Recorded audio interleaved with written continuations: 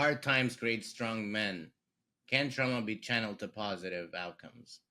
Well, um, I was reading something yesterday. I'm strong men. When we talk about strong men, Mm-hmm. you may be talking about physical strength, or you may be talking about psychopaths Okay. who are strong because they're filled with hate. They have no empathy. They have no range of emotions other than rage. Um, Right. and in our history, in our deep history, they they must have served a role. They're a minority of the population, um, and yet it looks like, from what I read in anthropology, that tribal people would only allow them to go so far, and then if they were so destructive, they'd get rid of them one way or another. Mm-hmm. Um, but that's small groups of people. Once we got big, and now we have big countries and big cities, those types of people can become in charge. They can take over. They can run companies. They can run countries because they can get away with it because nobody knows how to stop them. Mm. Nobody even calls it what it is. A human being that does not have empathy, there's something wrong in their brains. Mm-hmm. They're not okay. Human beings have empathy. That's the only way we survived, was to have empathy for each other. And without that, we're not fully human.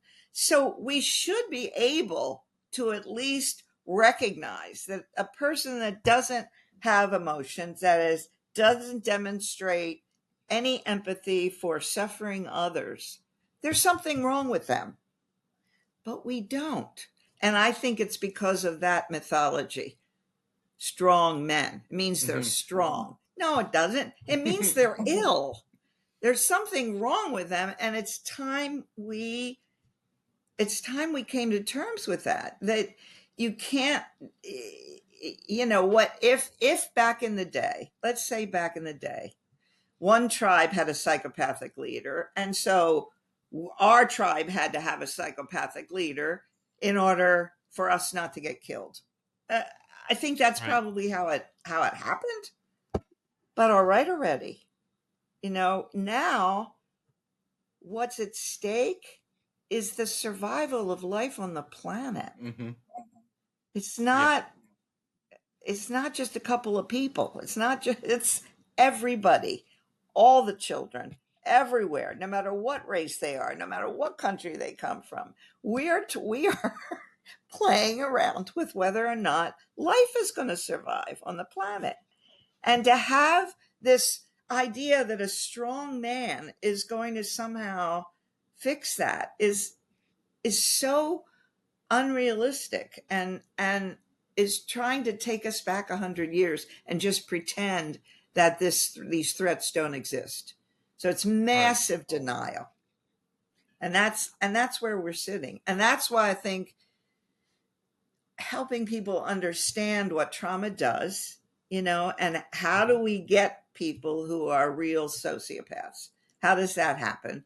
Well, sometimes it happens because of what happens to them when they're kids. And other times they may just be born that way. We don't really know because we haven't studied it adequately. But whatever the case, you can't have those kind of people running the show, or we're all going to die. Right. I mean, I do believe that we're definitely living in troubling times, and in an era where our humanity is being tested.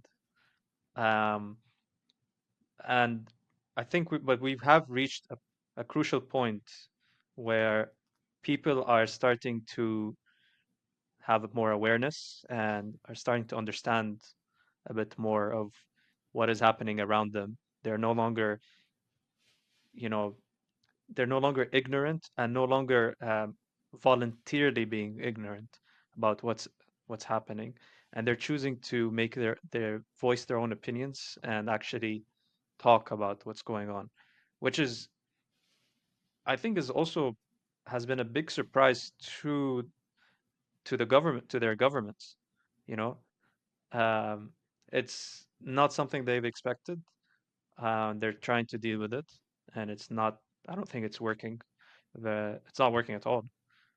So this test of our humanity is actually, I think it's been very positive. I think this is one of those hard times that we were talking about that's leading to a positive outcomes, where it's kind of uniting people together.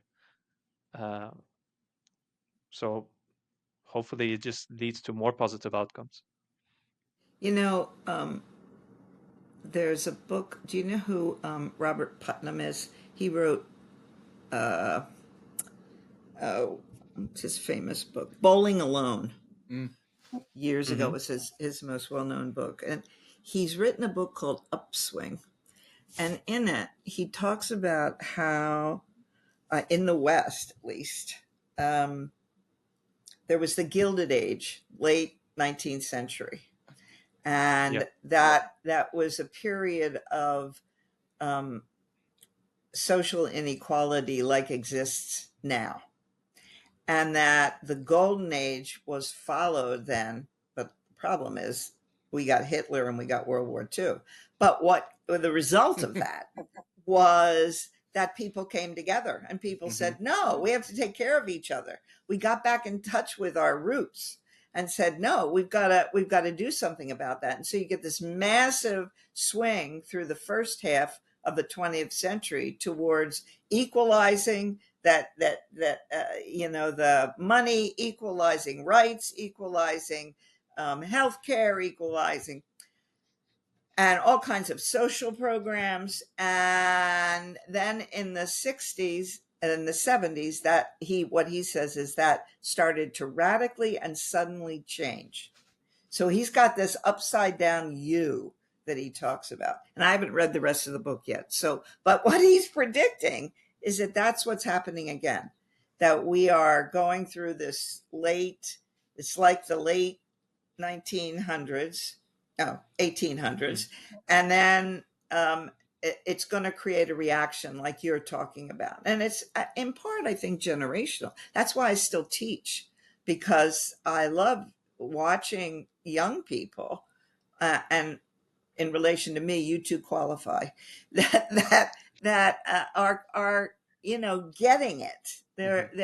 It's Yeah. much easier to teach them than it is to teach my own peers about all this, because they get it. They are much more readily aware of what it means. It's more like I feel like I'm giving them words for what they already know, and I'm giving them concepts and theory for what they actually sense, and that's really gratifying for me as a